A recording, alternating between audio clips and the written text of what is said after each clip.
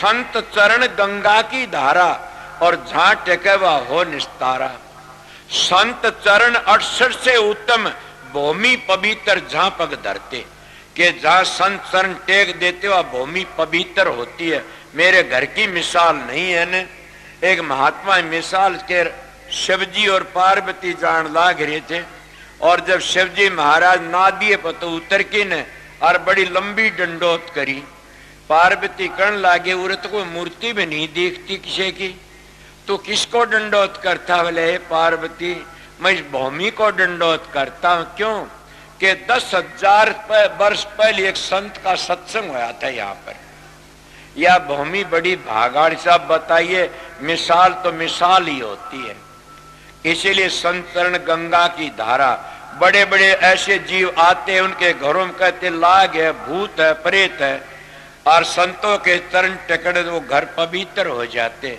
उन्हें कह रहा कितने ऐसी बातें बताएंगे, मेरा पवित्र हो गया। मगर मैं तो कहता उनका विश्वास है। निश्चय बोवे नीड़े नपजे कटे काल जम फांसी, मन मेरा हो जा नगरिया राबासी। कि उनके विश्वास से काम बनता और मन पता नहीं है ना।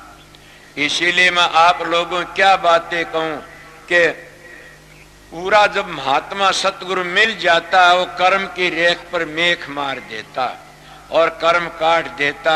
तो इसीलिए उसकी पूरी मुक्ति किस तरह हो। राजा परीक्षित तो पूर्ण पुरुष थे, कर्म वाले थे, और न पता तेरी 7 दिन में जो सांप लड़ेगा, मृत्यु का बेड़ा पट गया। इले 7 दिन में मुक्ति करवा देते संत, 2.5 घड़ी में मुक्ति करवा देते, कि राजा जनक की करवा दिया ज्ञान। इसीलिए आप कराने वाले हो तो कितनों के उद्धार हो सकता है। आपने मैं बताऊंगा, तुमने पता होगा यहाँ के अकाल श्याम ने 27 हिजड़ों नाम लिया कुदर नाच बताइए। अब वो कहते हमारा भाग उदय हो गया, हमने नाम मिल गया संतों का।